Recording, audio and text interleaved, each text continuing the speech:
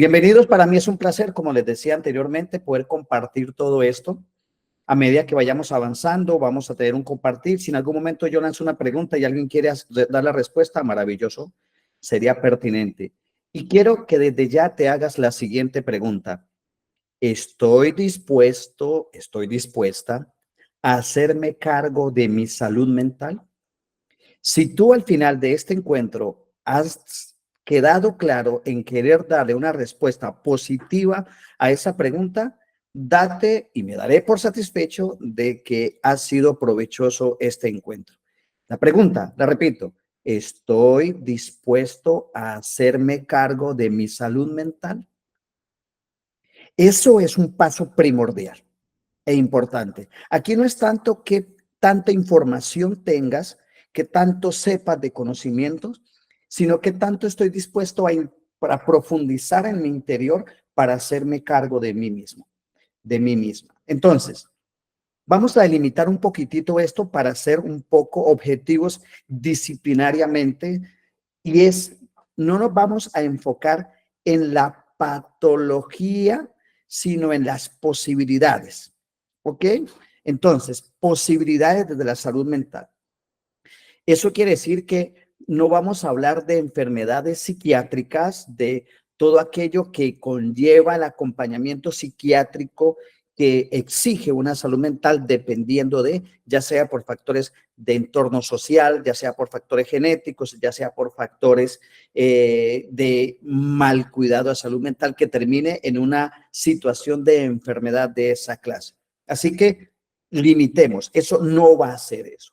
Aquí estoy hablando de una salud mental, de cómo yo tengo que cuidar mi salud, por dónde tengo que trabajarla y desde dónde y para qué tengo que hacerla. Con eso ya claro y delimitado, podemos seguir avanzando. Por ende, no nos vamos a tocar temas de psiquiatría ni enfermedades donde ya haya una deficiencia en mi organismo o por un cerebro que funcione de una forma diferente. Entonces vamos a hacerlo en el orden a la posibilidad que tenemos en cuanto a hacernos cargo de nuestra salud mental. Y aún delimitemos más. Sabemos que la salud mental es necesaria, pero si yo estoy anestesiándome con sustancias psicotrópicas, con medicamentos no formulados, con drogas, etcétera, etcétera, pues ya no estaríamos hablando de salud mental porque tú no estás yendo por ese camino. Entonces, y es más, creo que ya han abordado esa temática en el centro de escucha. Entonces, hoy vamos a abordar fundamentalmente el proceso de acompañamiento desde el aspecto del crecimiento desde lo que yo soy y desde dónde estoy. Entonces, primero, claridad que quiero que tengas. Estas 4 ideas las vamos a manejar y quiero que las tengas muy definidas a partir de este momento. Tu narrador interno, tus vínculos, tus conflictos internos y las técnicas que te pueden ayudar a trabajar esta realidad. 4 aspectos fundamentales que vamos a trabajar. Tu narrador interno, tus conflictos internos, tus vínculos y las técnicas que nos pueden ayudar a tener una salud mental poderosa en nuestra vida. Siendo así, estos 4 elementos que vamos a tomar, y recuerda la pregunta inicial que te hice, ¿estás dispuesta a hacerte cargo de tu salud mental? Ok. Entonces, tu narrador interno. Quiero que te hagas estas preguntas. ¿Qué te hablas y cómo te hablas? ¿Qué te hablas a ti mismo? Cuando te entra la pensadera, ¿cómo te refieres a ti mismo? ¿Cómo te hablas a ti mismo? ¿Qué cosas te dices? ¿Qué cosas a nivel consciente empiezas a plantearte una y otra vez?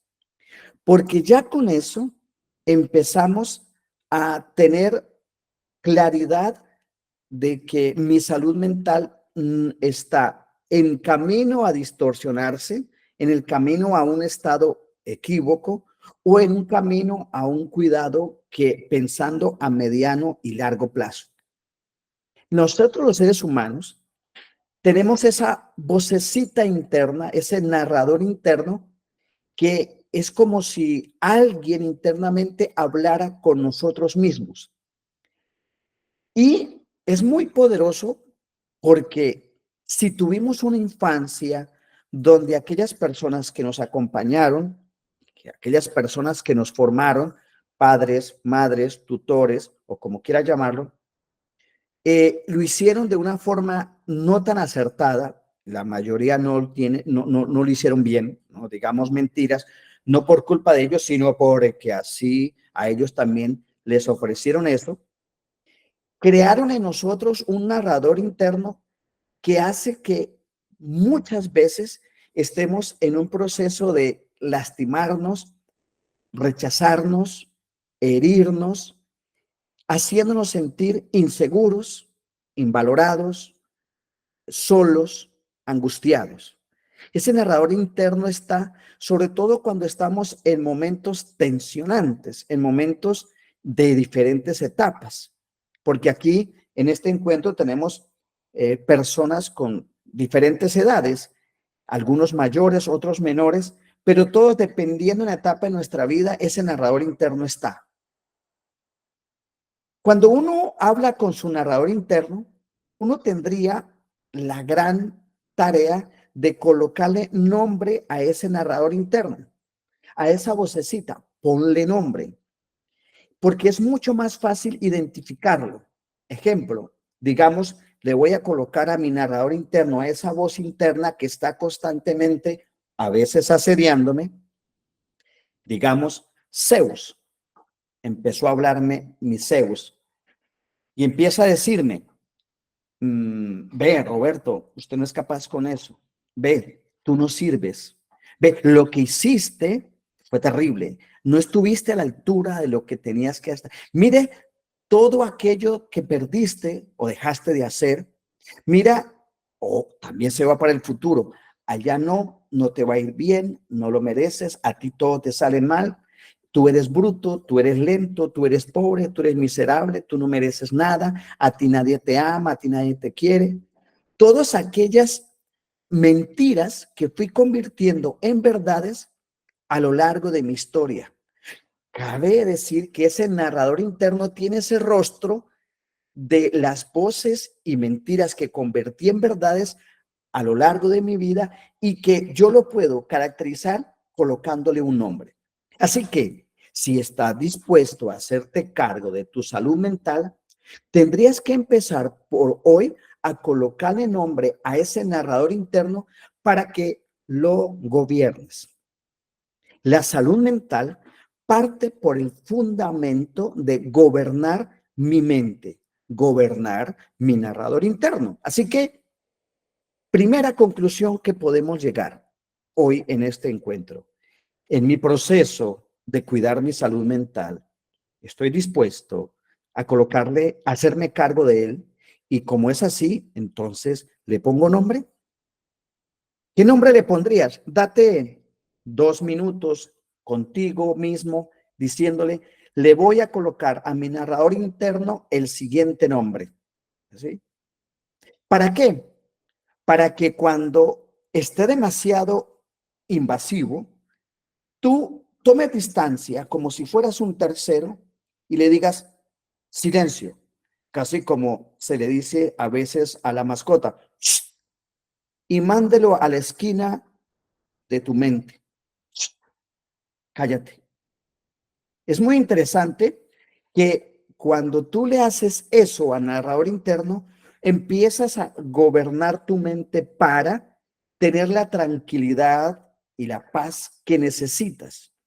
Ojo, muchos de nuestros estados de angustia, de ansiedad que ocurren, empezaron no en el momento en que yo lo siento en mi pecho, en mi cabeza o en mi estómago, dependiendo del tipo de personalidad.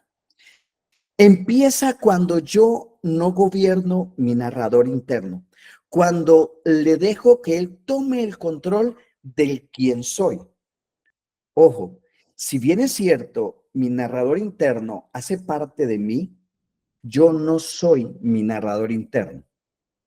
Es una cosa muy poderosa que hoy podríamos tener claro, en que cuando yo logro tomar distancia de mi narrador interno, estoy yendo a mi esencia y no a el ego que se cree la última Coca-Cola del desierto en mi intimidad. De ahí que la imaginación es, es un aliado poderoso para que yo le diga al narrador interno qué es lo que quiero y qué es lo que necesito para mí. Entonces, cuando él empieza, fruto de todo lo que he explicado de nuestro proceso de formación desde que éramos niños, a querer tomar el control de mi mente, lo callo, silencio, y después lo uso y le digo, ven que quiero que hagas lo siguiente. ¿Cómo me quiero a mí mismo? ¿Qué es lo que espero para mí? ¿Qué es lo que busco? ¿Qué es lo que visualizo? Estoy frente a un examen de la universidad y el narrador interno te va a ir mal, vos no sirves para esto, te equivocaste de carrera. En tu ejercicio profesional, no, tú no haces nada, tu jefe te va a regañar, definitivamente eres malo. Cuando ya lo tengas gobernado y así tengas que decirle varias veces, recuerda, tienes que visualizar en tu mente, con tu imaginación, eso de Zeus, silencio. Después lo tomas y le dices, ahora quiero que me digas qué es lo que yo verdaderamente necesitas. Y obligas a tu narrador interno a que te hable positivamente de lo que tú necesitas, quieres, buscas alcanzar. Exige energía al principio, mientras que como no estás habituado, sí, y te exige una especie de más atención, más de enfoque. A medida que se vaya convirtiendo en un hábito para ti, será mucho más fácil llevar. Entonces, narrador interno hay que gobernarlo para que nuestra salud mental esté bien. ¿Quieres saber cómo va a ser tu vida en un futuro, dentro de 10, 15, 30, 40 años? ¿Tu salud mental cómo será?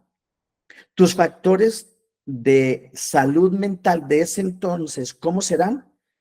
Dime cómo gobiernas tu narrador interno hoy y verás y sabrás, y yo te podré decir cómo será tu salud mental dentro de esos años que estás diciendo. ¿Hay alguna pregunta hasta ahí? ¿Tienen algún comentario? Soy todo oídos. Mientras que hacemos el ejercicio de ponerle nombre a tu narrador interno. María Fernanda, no le tengamos miedo al silencio, es también necesario y parte en la vida. Así que el silencio es saludable. Claro que sí.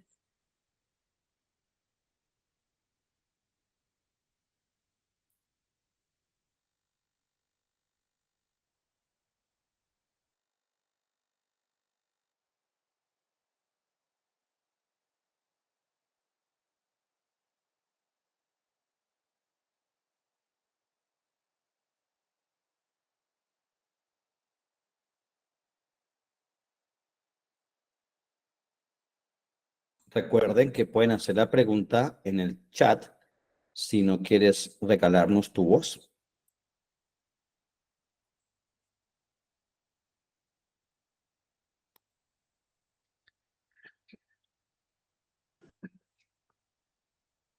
Para poder comprender y tener una salud mental, tenemos que tener claridad en los vínculos. De la calidad de nuestros vínculos, podemos hablar de una buena salud mental o una mala salud mental. El ser humano tiene ese poder exquisito de vivir vinculado. Casi que podemos decir que el ser humano es un ser vinculador, vinculante, un ser de relaciones. Y cuando yo no tengo la claridad en estos cuatro vínculos, me pierdo. ¿Cuál es el vínculo que yo tengo que atender para cuidar mi salud mental? Podríamos decir, démosle un orden, Roberto. Démosle como para elemento metodológico de claridad, démosle un orden. Todos son a la vez, pero para poder explicar. En mi criterio, el primer vínculo que yo tengo que atender es el vínculo conmigo mismo. Si tú no tienes un vínculo, una relación saludable contigo, por eso les hablaba del narrador interno, los demás vínculos no servirán, estarán viciados, ya sea porque use y abuse de los demás. Si yo no me vinculo saludablemente conmigo mismo, mis vinculaciones con los demás no son saludables. Por eso, dime qué tan saludable te vinculas contigo y yo te diré qué tan saludable son tus vínculos con los demás, con los otros, incluso con Dios. Entiéndase Dios como para mí, que soy católico, como mi Padre que está en el cielo y que me ama profundamente y está conmigo. Si tú dices, Roberto, yo no tengo referenciado para mí esa relación de Dios Padre, yo quisiera decirte que, pues, mientras que escuchas esa información, pues la obvies. Pero tengo también que decirte que Dios para ti sí te tiene referenciado. Mi primera vinculación es conmigo mismo. Por eso, lo que yo piense y sienta de los demás, ojo lo que voy a decir, será casi siempre lo que yo pienso y siento de mí mismo. Por eso el viejo adagio de la psicología clásica que dice que lo que tú dices de Juan, dice más de Juan que de Pedro. No lo dije mal. Lo que tú dices de Pedro, dice más de Pedro que de Juan. Yo estoy comenzado diciendo los dichos. Lo que tú hablas mal de alguien, lo que tú sientes hacia alguien, lo que tú expresas hacia alguien, está manifestando más lo que tú eres en tu intimidad, en tu interior, y que no sabías, porque el otro es un espejo de aquellos conflictos no resueltos o lo que has intentado resolver. De ahí que cuando uno juzga a alguien, podrías darte cuenta de dónde está tu desorden. Lo que tanto te genera incomodidad e impaciencia de alguien, oye, está hablando de aquel desorden interno, la expresión que voy a usar, de aquel conflicto no resuelto de ti. Porque, es más, estás usando y abusando de esa persona vinculada contigo para intentar resolver tu conflicto, solo que lo haces de una forma distorsionada. Tus vínculos garantizan una muy buena salud mental o una muy mala salud mental.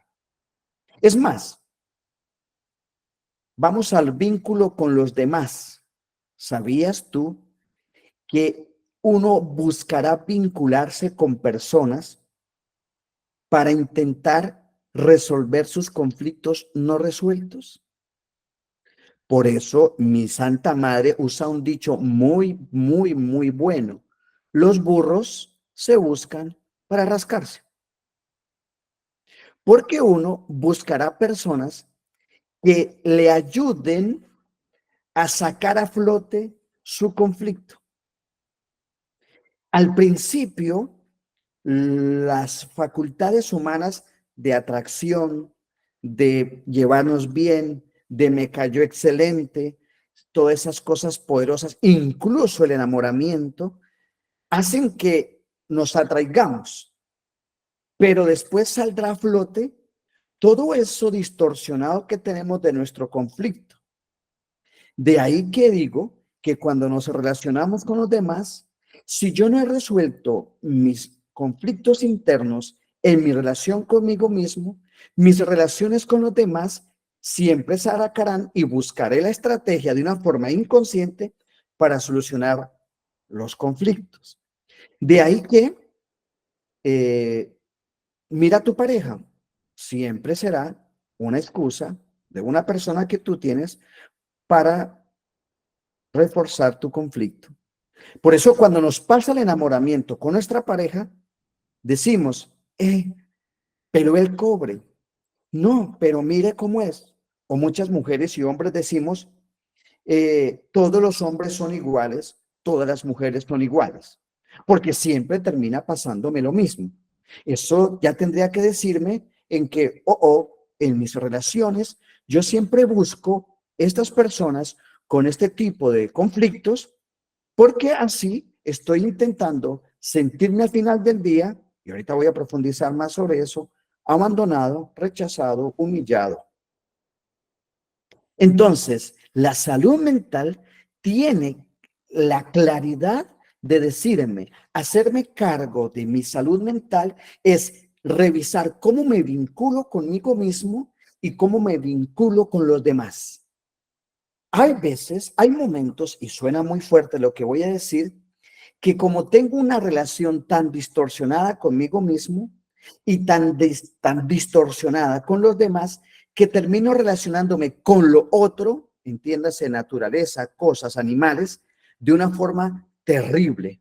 Entonces, usaré las cosas para que le den sentido al conflicto que tengo. Entonces me apego de la mascota, me apego de la casa, me apego del carro, me apego de mi profesión, me apego de lo que hago, me apego de lo que tengo, y a eso le doy el sentido de mi existencia. Ya con eso estoy manifestando que mi salud mental está terriblemente en peligro, y dentro de unos 10, 20, 30 años aparecerá toda la inestabilidad de salud mental que termina en una enfermedad, ahora sí, psiquiátrica grave o emocional fuerte, que también termina siendo psiquiátrica, como la depresión, y no hablemos nada más ni nada menos que del tipo Alzheimer y Parkinson. Y claro está, nuestra última relación con Dios, para los que somos creyentes, pues será una relación distorsionada, porque siempre verá a un Dios que juzga y acusa, porque mi narrador interno estará viviendo así, y nunca seré capaz de dejarme amar por ese Dios, ni seré capaz de dejarme perdonar, o usaré a un Dios para que me dé más de lo otro, porque yo creo que no es Dios el que me da mi sentido de vida desde mi relación conmigo, sino lo otro. Entonces uso y abuso de mi relación con Dios. Entonces, de la calidad de mis vínculos será la buena o mala salud mental que tenga. Y casi nadie le pone atención a esto. Y nos encanta vivir anestesiando nuestro conflicto interno consigo mismo con nuestras relaciones que tenemos, y buscamos amiguis, amigas, mascotis, mascotas, cositas para anestesiar nuestro conflicto interno. Y al principio la mente va a empezar a permitir que eso ocurra. Alguien está compartiendo pantalla. ¿Vamos bien hasta ahí? Sí, pero doña Amanda, por favor, dejar de compartir. Gracias, Amanda. Tenemos todos los permisos para que se pueda hacerse, para que no haya restricciones alguna.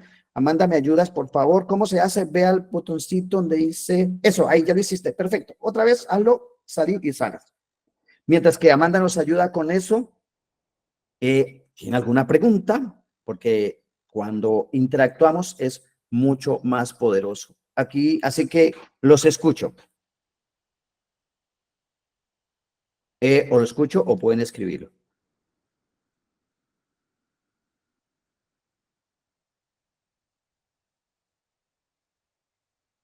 Como dicen en el Valle del Cauca, claro como el agua del río Cauca. Carol Andrea, María Fernanda, por favor, tú haces de moderadora. Hola, buenos días, ¿cómo está? Bien. Hola, Carol, cuéntanos. Yo, pues bueno, es que yo estoy muy de acuerdo con todo lo que usted expresa y acaba de explicar, pero eh, me preocupa algo y es, o sea, o bueno, me quedo como con la sensación de no saber cómo, o sea, cómo se puede manejar, digamos, el evento de generar una depresión y una ansiedad y tener, bueno, tener fuera del hecho una escala de esas situaciones a ataques de pánico, que es lo que principalmente ha pasado, pues bueno, pues en relación conmigo y con algunos estudiantes del programa que coordino. Si uno no trata de enfocar a los estudiantes a que mantengan la cabeza ocupada, que es de hecho lo primero que le dicen a uno cuando uno asiste a terapia, que uno tiene que mantener la cabeza ocupada, bien sea en el trabajo, bien sea en otro tipo de actividades que lo lleven a mantenerse pues como, no sé si de alguna manera la palabra que aplica es controlado, para que no se le detone un ataque de ansiedad, un ataque de pánico, entre otras cosas. Qué interesante pregunta, Olga. Con los puntos que voy a hablar ahora, Amanda, nos estás compartiendo cosas privadas tuyas. Ten cuidado, ¿sí? Intenta de no compartirlo, ¿va? Mira, Carol, no es solamente ocupar la mente. Primero hay que gobernar la mente y después sí ocuparla, ¿sí? Y con lo que voy a empezar, con lo que sigue de nuestro encuentro, de lo que voy a manifestar, nos va a ayudar a entender raíces que están clavadas en lo profundo de nuestro ser, que nos puede ayudar a darle una respuesta más poderosa a lo que estás preguntando. Entonces, gracias a eso que está diciendo Carol, voy a permitirme avanzar a esto. Conflictos internos. El conflicto interno que tenemos mm, viene, no sé si están viendo, Fernanda, ¿se está viendo la presentación o no se está viendo? ¿No te escucho, Disculpa, Fernanda? doña Amanda, es que sigue presentando usted y se ve la presentación, pero muy pequeña. Ok, Mejor te voy a como sacar a que Amanda. bloquear las presentaciones. Ok, va.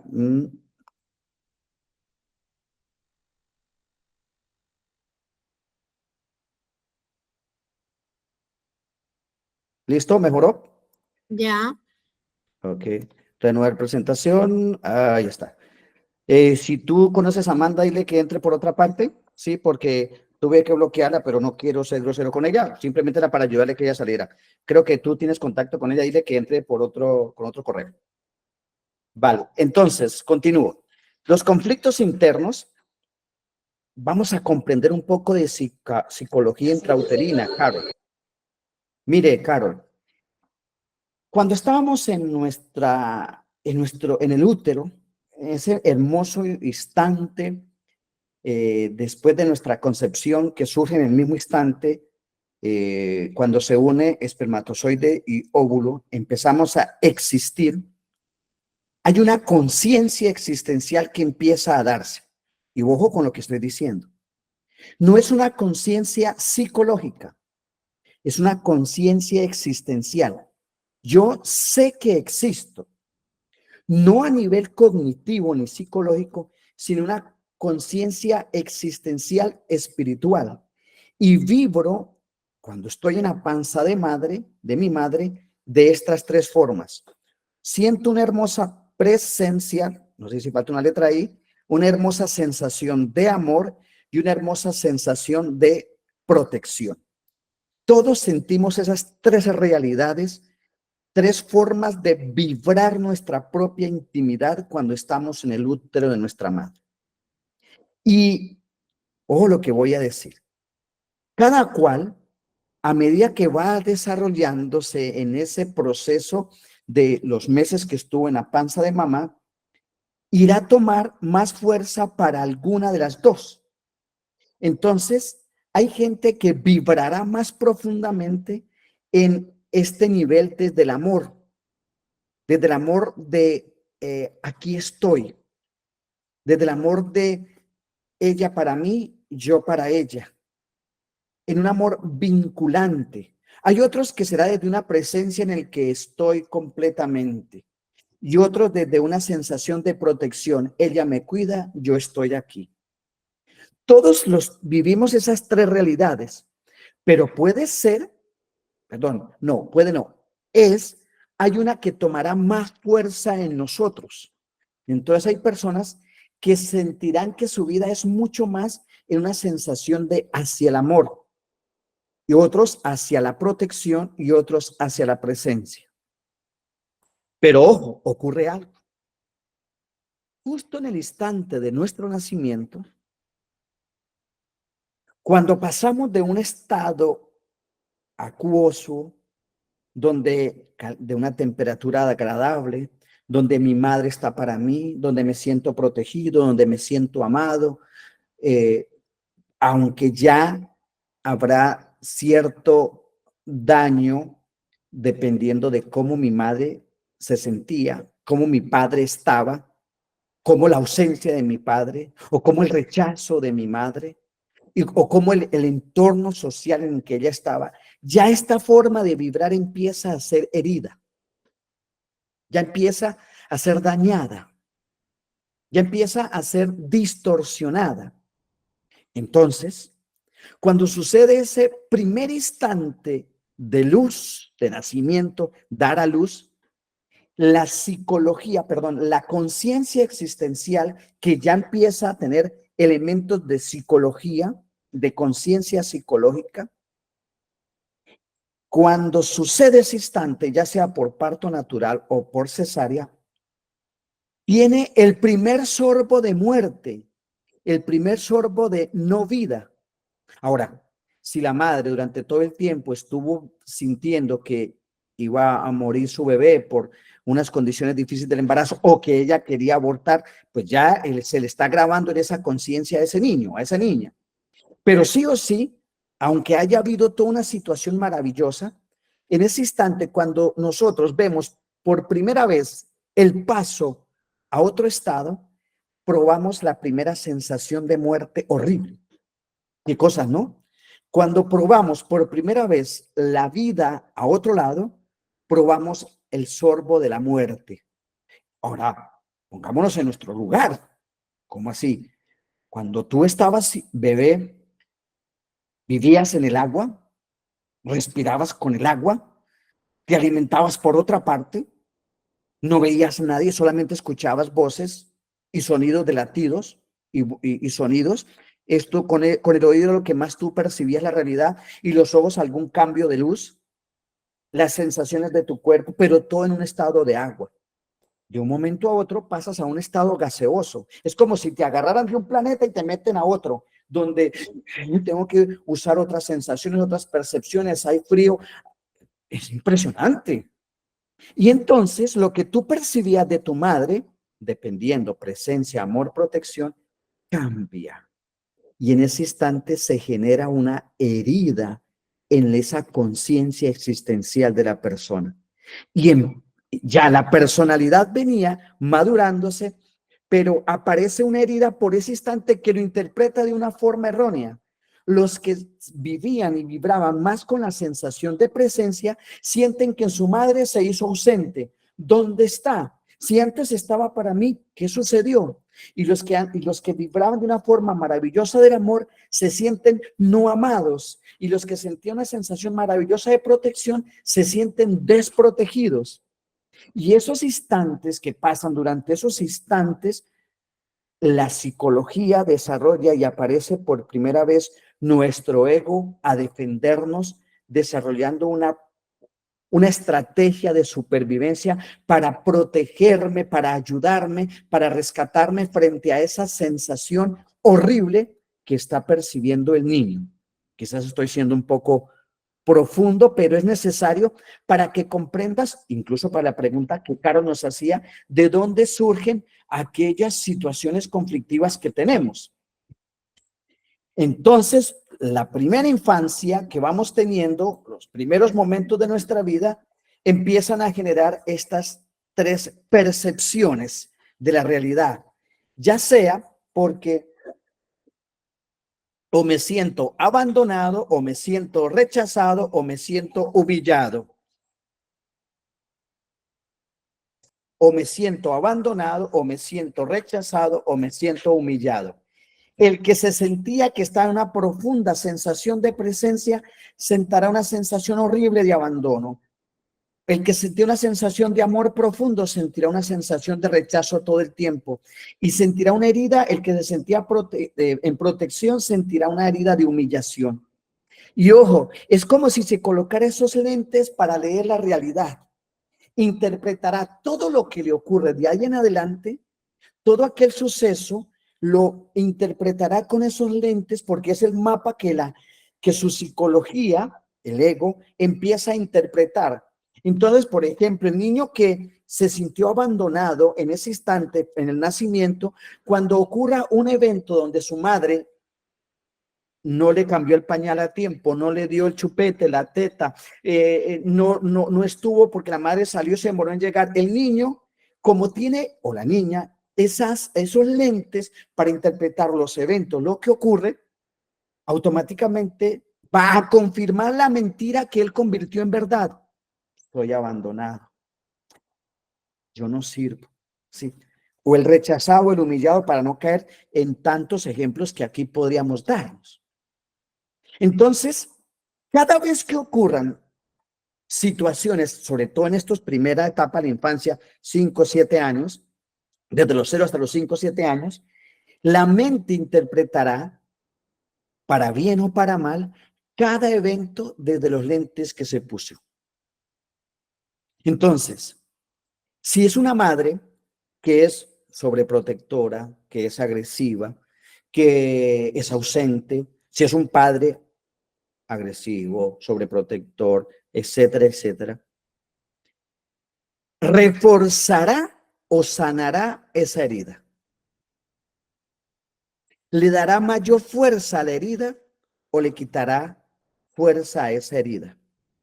La adolescencia, ¿sí? La adolescencia, sobre todo desde los 12, preadolescencia, 11, 12 años, hasta los 21, será cuando sale a flote por completo de una sola, sin anestesia, la herida que se reforzó o intentó sanarse.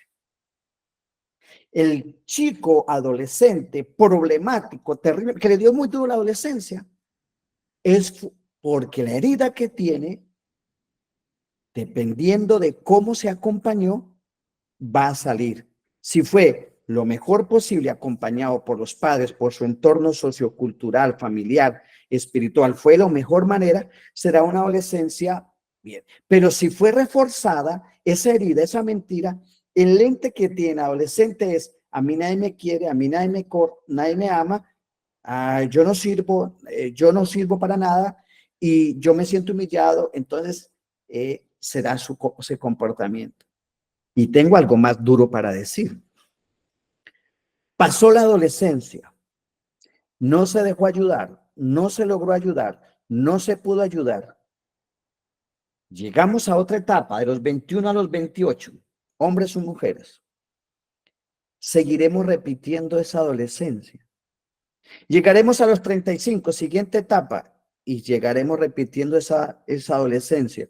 Y tamaño de sorpresa, encuentro personas en mi trabajo como acompañante de personas que podrán tener 35, 40, 50 años, pero su comportamiento, sus estrategias, su manera de ver el mundo siguen siendo la del adolescente, por el niño famoso herido que hablamos y que ustedes han escuchado una y otra vez.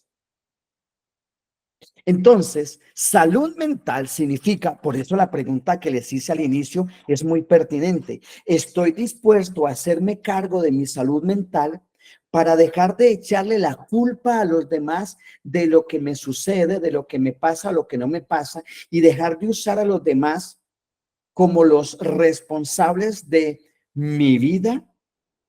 Ojo, dice un gran amigo mío: si yo no resuelvo mis conflictos hoy en mi vida anciana, en lugar de ser un anciano o una anciana venerable, seré un anciano insoportable, una anciana insoportable. Porque a los 42 años se parte la vida en dos. La mitad de la vida es a los 42, si no lo sabías. Entonces, dime cómo viví los primeros 42, cómo hice mi proceso, que así seguiré viviendo los otros 42. Pero eso daría para otro encuentro que podamos tener. Por ahora, quiero decirte que la salud mental parte por tener conciencia de que mi narrador interno me estará hablando y reforzando la mentira que yo convertí por la herida que viví de: soy un hombre solitario, abandonado, soy un hombre, una mujer rechazado, que no sirve, y soy un hombre que humilla o se deja o quiere estar humillado. Por eso hay personas, hay estudiantes que todo el tiempo estarán reflejando su herida cuando sienten la presión del comportamiento, cuando sienten la presión y la exigencia. ¿Por qué? Me tratan mal, nadie me quiere, todos me odian. Y buscará parejas, novios o novias, que lo humillen, que lo abandonen o lo rechacen. Entonces me dicen a chicas, ¿por qué yo siempre termino con un hombre que me abandona?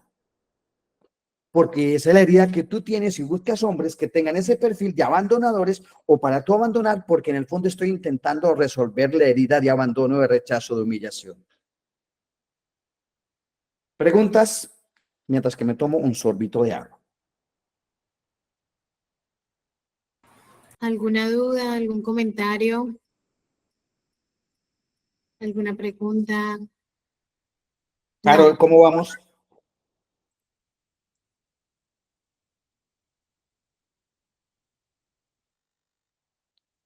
Bien, pero pues es que a mí se me generan muchas dudas con ese tema y es que hay algo que yo aún no puedo comprender de este tema de la psicología y parto del hecho que yo soy ingeniera, entonces muchas cosas de la psicología me cuestan mucho trabajo de comprender.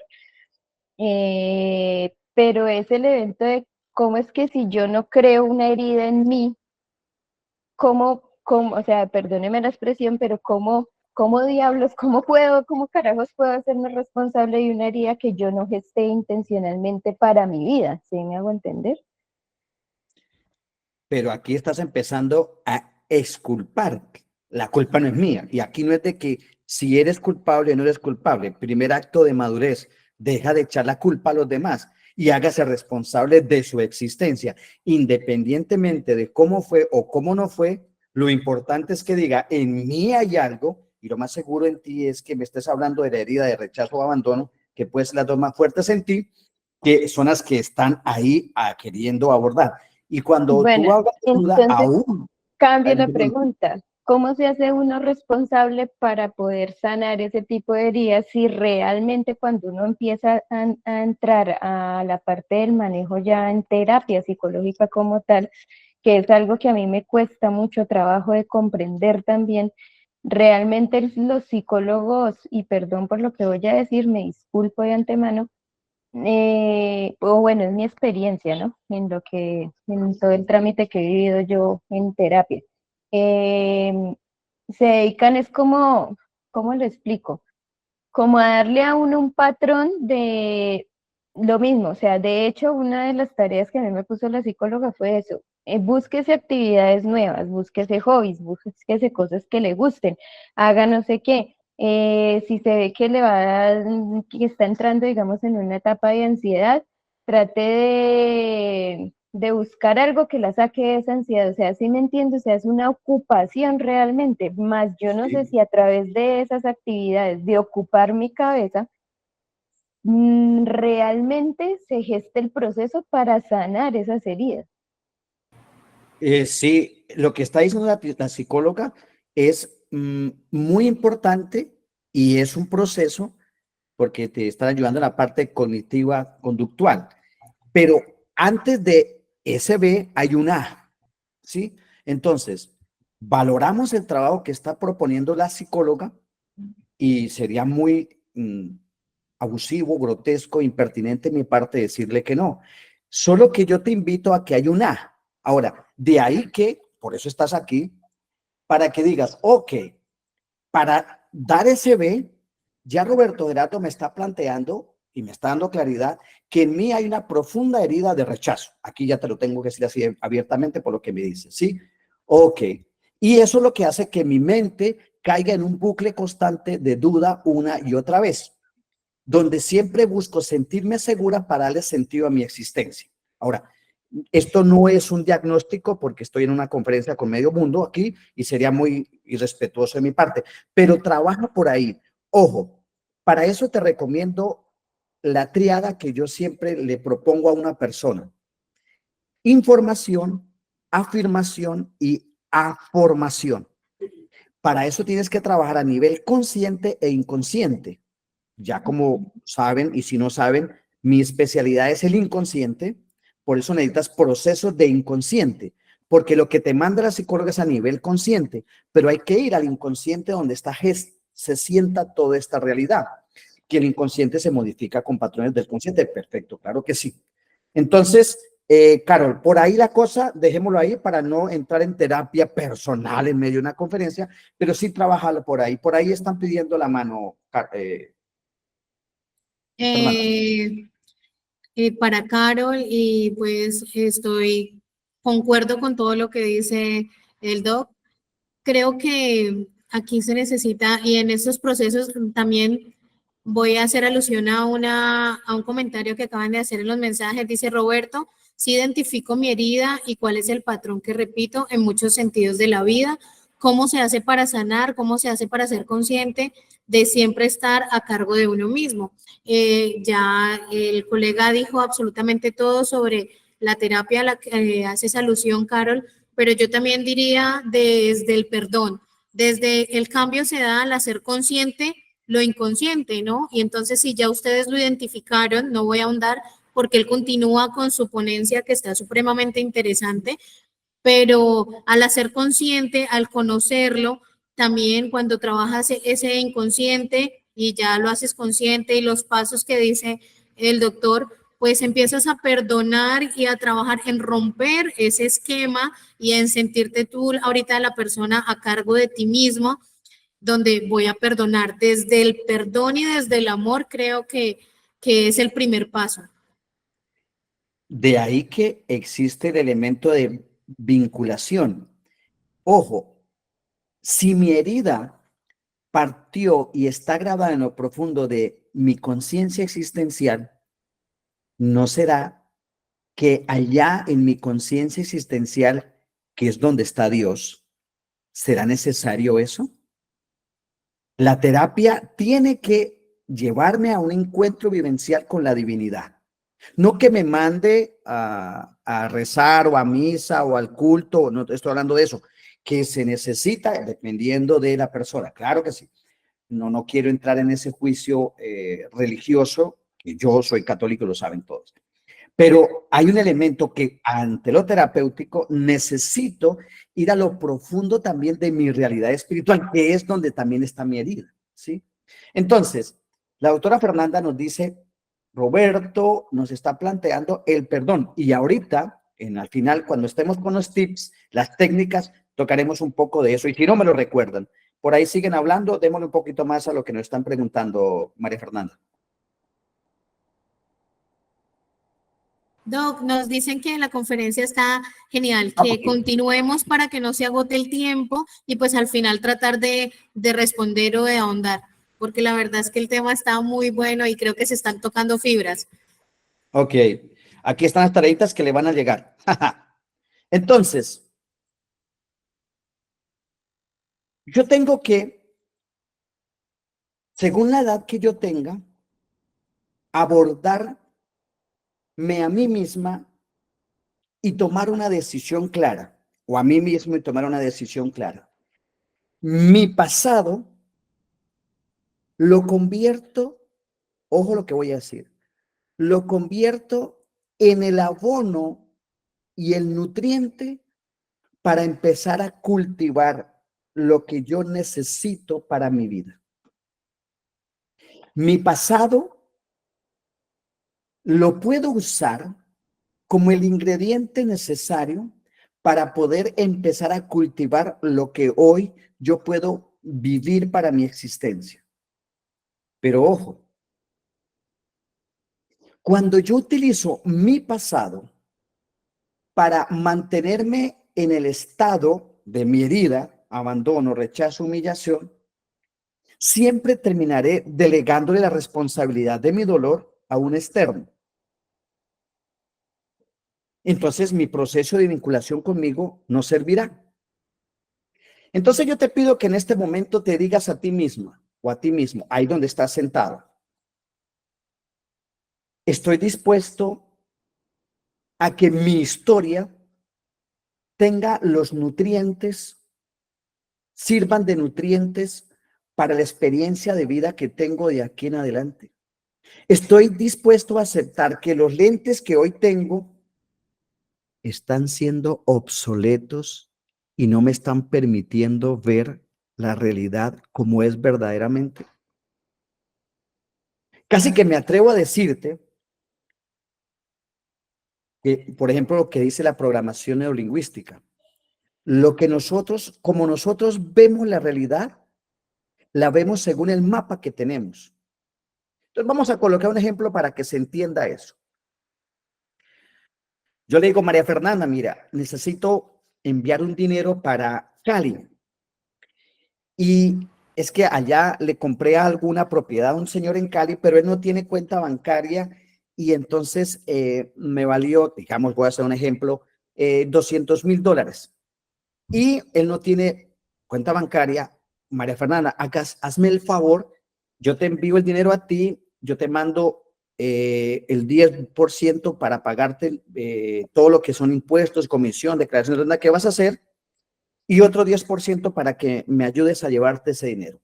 20%, María Fernanda dice, va a ser un poco pesado, un riesgo para mí, pero hombre, vamos a crecer financieramente y me dio este papayazo aquí, genial. María Fernanda se va, yo digo, María Fernanda, el señor se llama Heriberto Angulo y aquí te mando la dirección de Cali en esta fotografía en el WhatsApp. Usted dice, el mapa de Cali también, no le puso cuidado a eso y se fue. Llega a Cali y me dice, Fernanda me llama y me dice, ve Roberto, estoy aquí ya en Cali, pero no sé qué pasó, pero el mapa que me enviaste es de 1948. Sí, ¿y qué pasa? ¿Es de Cali o no? No, no, sí, Roberto. Es verdad, es de Cali. Es de Cali, sí, sí. Bueno, entonces entrega el dinero. Bueno, Roberto, pero ¿cómo hago para decirte? A ver, el mapa es de Cali y eso es de verdad, pero no es de la Cali de hoy, 2024. Ah, sí, tiene razón.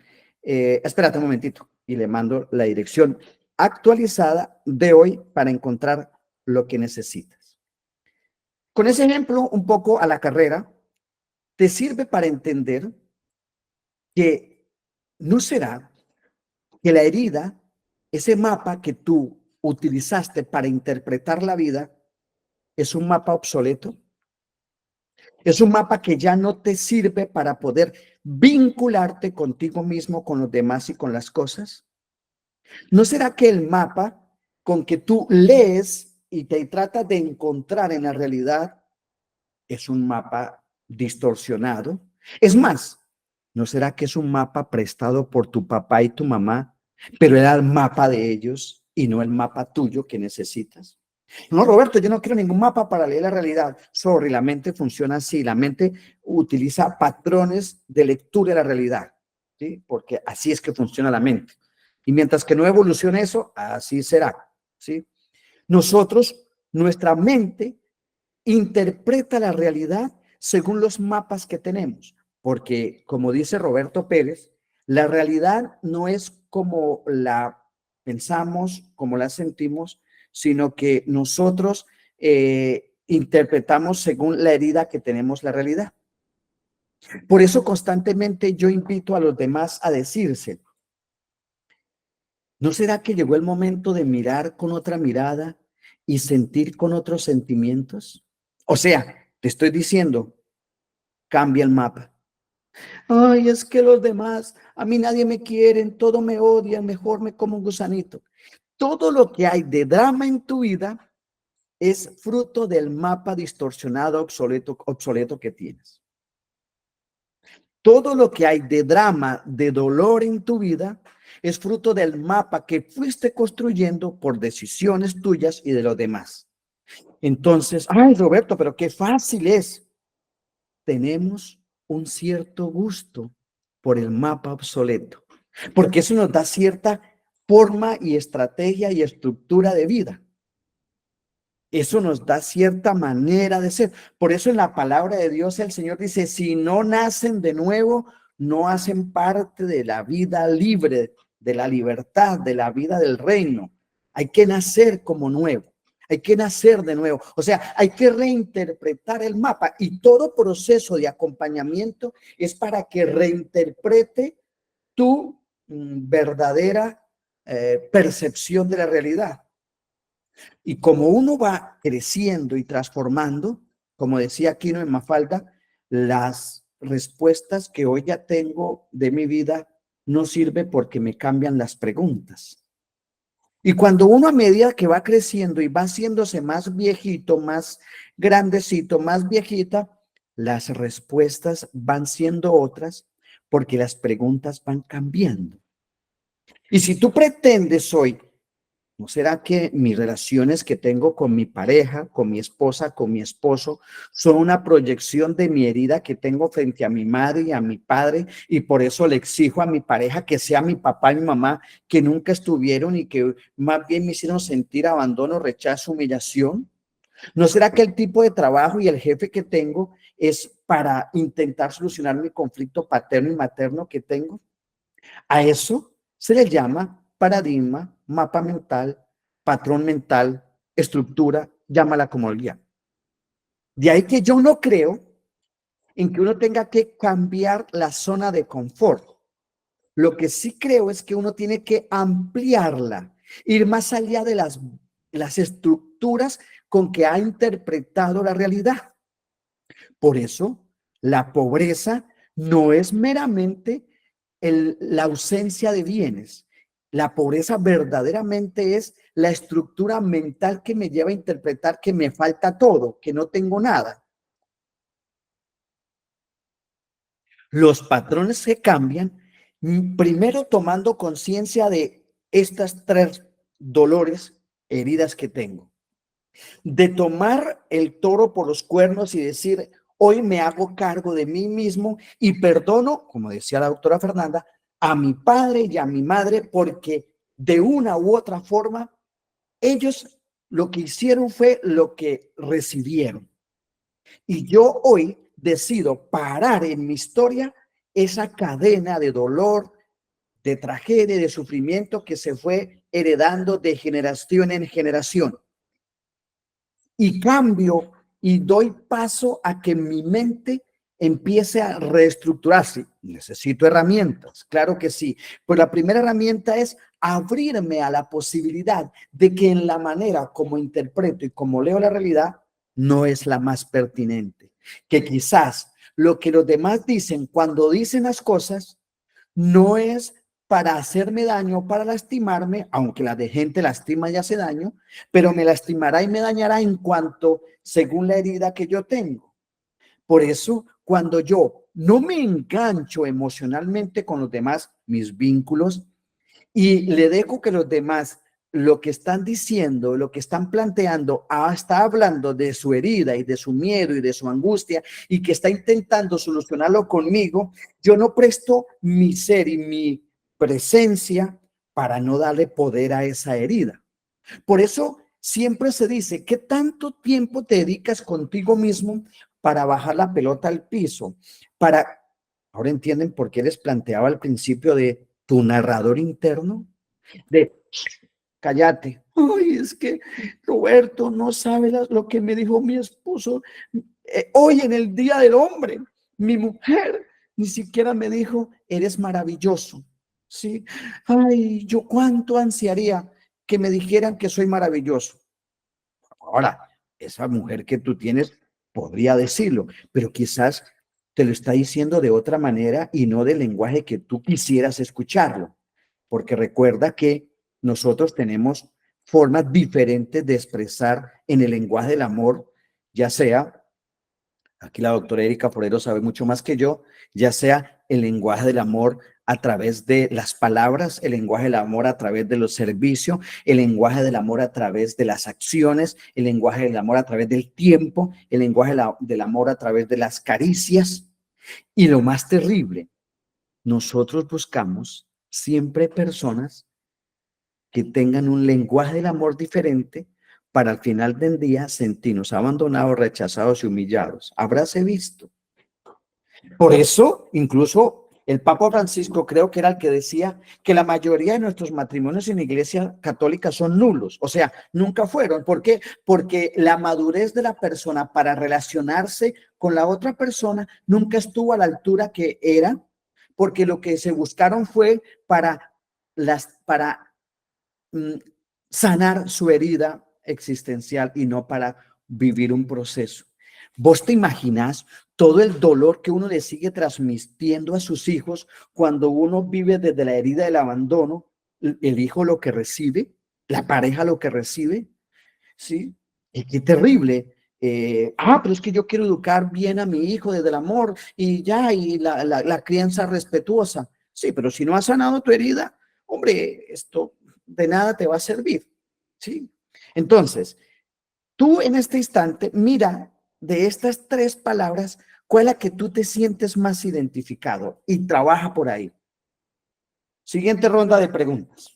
Ahora, hágame preguntas que yo pueda responder en un ambiente de esto y no me hagan preguntas de terapia porque no voy a entrar a terapiarte en este instante.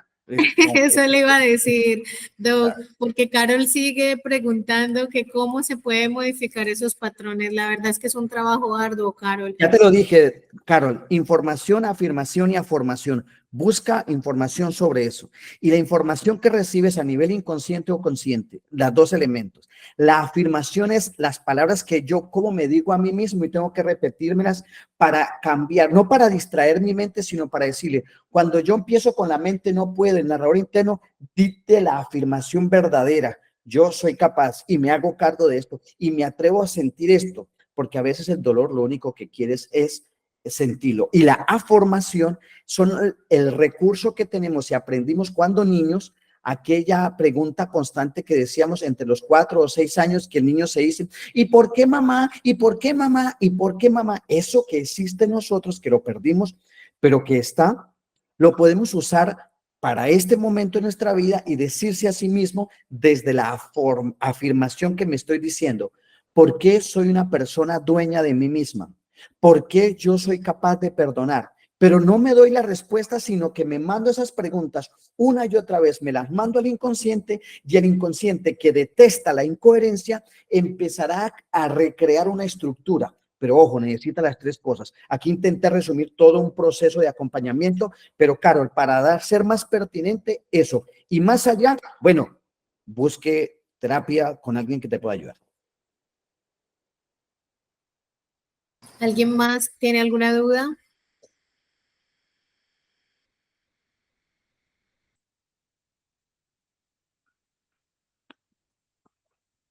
No. No es teológica la conferencia, por acá leo, no es teológica la conferencia, pero está en el primer mandamiento, amar a Dios sobre todas las cosas. Si lo pongo a Él sobre mis expectativas con las parejas, vamos en perduda.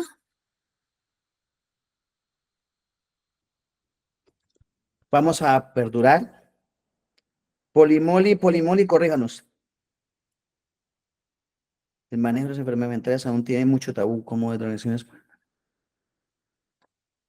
Sí, me copian. ¿Se escucha o no? Sí, te escucho. Sí, escuchamos. Que muy bonito y se está aprendiendo bastante y se abre el conocimiento con todo lo que estamos escuchando. Muchas gracias, doctor. Pero no es, lo que pasa es que escribí, la pantalla está pequeñita porque la tengo compartida. Que si colocamos, no es teológica la conferencia, pero si colocamos a Dios sobre todas las cosas, las expectativas que tenemos en otras personas pasan a un segundo o tercer plano. Entonces, así se da tiempo para conocerse uno y si yo soy feliz, la persona que llegue va a tener las mismas energías mías para compartirla, pero yo no puedo esperar la felicidad en otra persona si yo mismo no la tengo. Entonces, como resumiendo todo lo que se está escuchando hasta el momento. Polimoli, me encanta esa propuesta y no tengamos miedo a abordarlo teológicamente.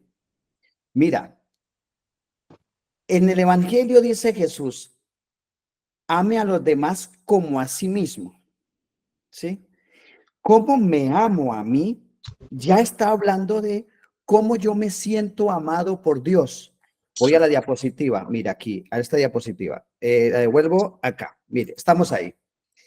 ¿Cómo yo me amo a mí mismo? soy capaz de amar a los demás. Y para saber cómo me amo a mí mismo, tengo que mirar cómo yo amo a Dios, pero cómo me dejo amar por Dios. La profundidad de mi existencia radicará siempre en cómo yo amo y me dejo ser amado por Dios. Segundo, en tanto y cuanto yo me deje amar por Dios y me sienta amado por Dios, será mi relación conmigo y automáticamente será mi relación con los demás. Lo que dice Polymoli. Entonces, si Dios es el centro de mi vida, y miren la cruz que trazo, el paral fuerte, Dios y yo y Dios, que le da equilibrio a las otras dos, por eso es una cruz que tiene equilibrio, será una vida de salud mental poderosa. Pero si yo no me dejo amar por ese Dios y no es el centro de mi vida, entonces usaré los demás o los otros para intentar equilibrarlo, pero al contrario, se convertirá en una carga para mí o para los demás. Y ahí empieza el descalabro de la salud mental. Y la mente, como va a estar dándole una y otra vez a lo mismo, ese bucle en que caen, es que lo dijo, es que no lo dijo, es que lo debió decir, es que mi pareja no hace, es que sí hace, es que debía hacer, es que mi hijo hizo, no hizo, debió hacer, es que yo hice, no hice, y caemos en el mismo sonsonete. ¿Te has dado cuenta que caemos en esos bucles de pensamiento porque los demás hicieron, no hicieron, o yo? Haciendo que los demás sean el que le dé el sentido a mi existencia. Entonces, la salud mental parte por ir a mi centro y en mi centro encontrar quién es mi centro, como lo dice Polymoli. Y mi centro tiene que ser, desde lo que yo propongo, mi relación saludable con ese Dios. Pero hay otra pregunta que hace ahí.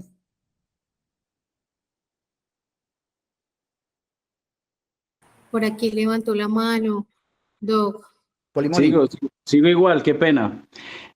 Porque es que usted tocaba un tema muy importante. Todos tenemos una búsqueda, cada uno le pone su importancia dependiendo en su nivel o su necesidad. Ejemplo, afectiva, ejemplo, económica, ejemplo, artística, pero muchas veces todos lo vamos consiguiendo y sin embargo queda siendo ese faltante. Entonces usted lo tocó antes, que desde que estábamos en la gestación, desde que estábamos en el vientre de nuestras madres, arrastramos muchas experiencias que no fueron nuestras, sino de los pensamientos, de las actitudes, de las necesidades, de pronto de los vacíos o de los problemas que tenían nuestros progenitores. Entonces hoy en día no podemos nosotros enmendar o corregir eso porque hoy ya está en nuestro ADN. Entonces yo digo que vuelvo otra vez al tema. Colocar a Dios sobre todo, perdonarse uno, perdonar lo que haya sido eso, ese vacío, esa necesidad de lo que sea, pero yo digo que ya es reconocer, poner a Dios sobre todo y echar para adelante. Lo más importante es reconocer, yo creo, y para adelante. Gracias, Polymoli. Creo que Oscar Eduardo está también alzando la mano. Por aquí, Doc, Nini había hecho antes, Ok, discúlpanos, escucho. Oscar. Dice, el manejo de las enfermedades mentales aún tiene mucho tabú. ¿Cómo desde las organizaciones se pueden manejar esos prejuicios y ayudar a que estos reconozcan la importancia de la salud mental? Esto se puede convertir en un caballo de batalla para no abordar la salud mental verdadero y se cae en capacitaciones. Y la salud mental no puede ser meramente llevada a capacitaciones, ¿sí? Si bien es cierto, vale una capacitación, la salud mental en una organización tiene que permear la praxis de la organización. Y hay organizaciones que comprenden la salud mental no como un bienestar necesario para lograr los fines a lo cual está hecha la organización, sino para que la gente no moleste, ¿sí? Ahora, la organización se convierte en el lugar donde uno pasa mucho tiempo. Y volvemos. La organización no puede ser usada para solucionar mi conflicto. Nosotros pasamos en nuestra organización de 8 a 10 horas laborales, cuando mínimo, ¿sí? Y como allá es donde estamos, usaremos a nuestros compañeros y a nuestras compañeras para intentar, lo mismo nuevamente, solucionar el conflicto que yo tengo en mi mente, en mi ser. Entonces, para que hay que abordarlo de frente y decirlo. Bienvenido a la organización La Salud Mental, donde todos nos hacemos cargo de nuestro proceso de crecimiento y sanación, pero no usamos la organización como la excusa para que se haga cargo de mí. En la organización todos nos hacemos cargo del proceso de sanación, pero no es para dejarle al departamento de recursos humanos vaya y nos atienden y quiten y hagan convivencias y diviértanos y creen, coloquen una agüita acá y el aplauso para sentirnos bien, porque eso es anestesia. Eso es anestesia. Hay que mirar la salud mental en donde la organización, lo que pasa es que hoy en día en el cuento de los KPI, los indicadores que tienen que cumplir metas como loco, bajo lo que sea, pasando por encima de lo que sea, pues no hay salud mental que aguante. Y yo creo en los KPIs.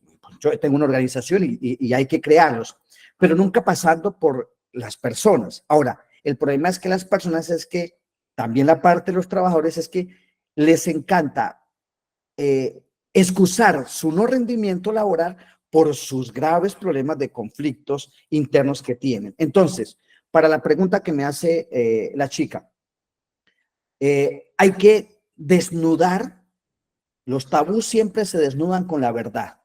Y la verdad es decir, bienvenida todo trabajador en esta organización, pero no uses la organización para solucionar tus conflictos.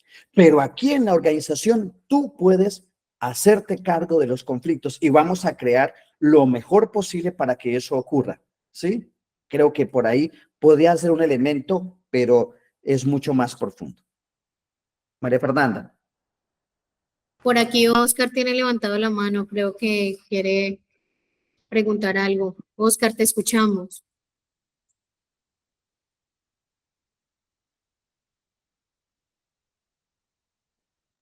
Oscar Eduardo, ¿tienes bloqueado el volumen, el audio? Vale, dámosle tiempo y ahorita que aparezca nuevamente le damos. En estos últimos 20 minutos, hoy menos, tareas para la salud mental. Lea los 6 puntos que están ahí. Fundamental el primero que les dije cuando arrancamos. Si tú no haces eso y vives echando de la culpa al perro, al gato, a mi mami, a mi papi, es que mi papi no estuvo, es que mi mami no estuvo, es que, hermano, hermanita, ya es hora. Primer elemento de madurez, me hago cargo de mi mapa mental. Segundo, sorpréndase, para la pregunta que nos hacía Mónica, sorpréndase en el acto cuando tú empiezas con ese sonsonete interno que empiezas a alimentar tu conflicto y que mañana, pasó mañana, vas a terminar en un estado de desorden. El pánico, la angustia, la ansiedad no empieza hoy, empieza cuando yo empecé con ese bucle de pensamiento. Entonces, sorprendas en el acto cuando tu narrador interno esté empezando a acusar, a defenderse o a quejarse. Sorpréndase a usted mismo cuando está quejándose. Ay, no, qué clima. Ay, no, me toca entregar ese trabajo. Ay, no, me toca exámenes. Ay, no, es que yo, cuando empiezas en ese estado de victimismo, de queja, sorpréndase en el acto porque no te estás haciendo. La actitud es fundamental para una salud mental poderosa. Reconoce que eres importante. Aquella persona que no se da su lugar a sí mismo, que no se reconoce a sí mismo como alguien importante, alguien que se sienta amado y es amado, no va a llegar a ningún lado. Pero tampoco eres el centro del mundo, que todo el mundo tenga que estar girando en ti. Ay, es que mi compañera me miró feo y es que esa vieja no sé qué. Ay, este compañero no sé qué. Ay, es que a mí me tiran duro. No eres el centro del mundo, deja la bobada. No seas ese niño chiquitín que está reclamando atención de tu papá y de tu mamá usando a tus compañeros y a tus jefes. No eres el centro del mundo. Madure, hombre, madure. Sí. Ahora eres importante. Sí, eres importante. Eres un ser humano con dignidad, con derechos, con deberes, con responsabilidades. Eres importante. Pero sálgase de que las cosas las hacen para matarte y acabar tu existencia. No. El 90% de las cosas que tenemos en nuestra mente son puras mentiras. Son puras mentiras de drama emocional que tenemos atragantado por las heridas que nos pasaron a lo largo de nuestra vida. 4. ¿Qué marca tu destino? ¿El miedo o el amor? La película que tienes en tu mente, el Hollywood Picture Horror presenta, y de pronto, y quizás, y más adelante, ¿qué me va a pasar? Y si de pronto me echan, y si me queda mal, y si me tiro el examen, y si... ¿qué determina tu vida? ¿El miedo o el amor?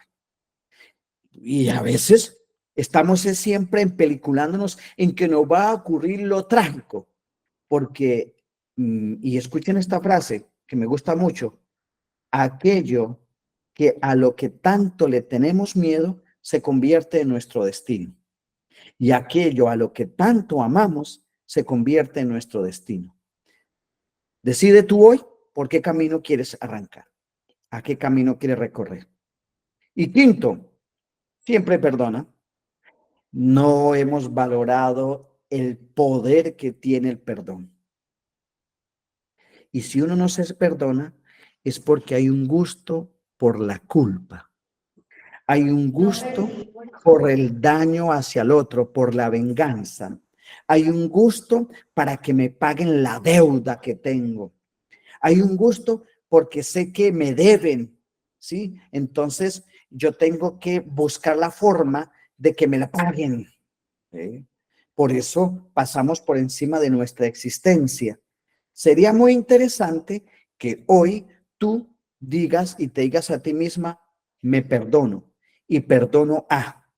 Por eso, ve a tu habitación, siéntate, ponte cómodo, calla toda la bulla y dedíquese a recorrer su historia de vida.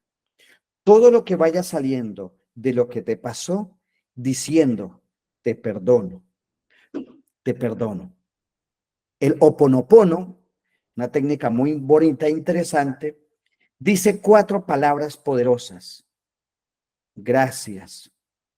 Perdón, arranquemos por el principio. Lo siento, te perdono, te amo, gracias. Allá donde estás sentado, haga un recorrido de las personas de tu vida que consciente o inconscientemente te hicieron daño. Y coloquémosle como te hicieron. Digamos que sí, te hicieron daño. Y frente a esa persona en tu mente, ahí donde estás sentado, dile, lo siento, te perdono, te amo. Pero Roberto, esa persona me dañó, me lastimó, me jodió la vida, me hizo... Quítele el poder que tú le entregaste, consciente o inconsciente, con libertad o sin libertad, y arránquele ese poder que tu mente le ha dado a esa persona y cóbralo nuevamente. Y para los que somos creyentes, cuando estés sentado en esa habitación, pon a Jesús y a María a un lado y al otro, y con ellos haz ese ejercicio. Lo siento, te perdono, te amo, gracias. Y por último, hazte presente. Deja de darle permisos a tu mente de andar como loquito, como loquita, buscando en tu historia pasada la tragedia de lo que hiciste, no hiciste, el show dramático de aquellos recuerdos donde mi pareja me dejó y recuerdo, y deje de colocar el vallenato y la salsa trágica de ay, porque somos adictos al dolor de nuestra historia. Eso nos hace ausentes. Hágase presente y deja de estar yéndose a la mente el futuro y allá y de pronto y qué tal, y si me quedo sin dientes y mi familia no me va a amar, y si mi esposo me deja, y si mi hijo, y si de pronto se estrella, no sé. Hágase presente. La mente en la realidad se crea en la mente y después en la realidad empieza a ocurrir, dicen por ahí. Es más, por ahí escribí un libro para eso. Más bien dedícate a crecer directamente con eso. Así que creo que estamos terminando estos 5 o 4 minutitos de últimas preguntas, y si no, dejamos hasta aquí y muchas gracias.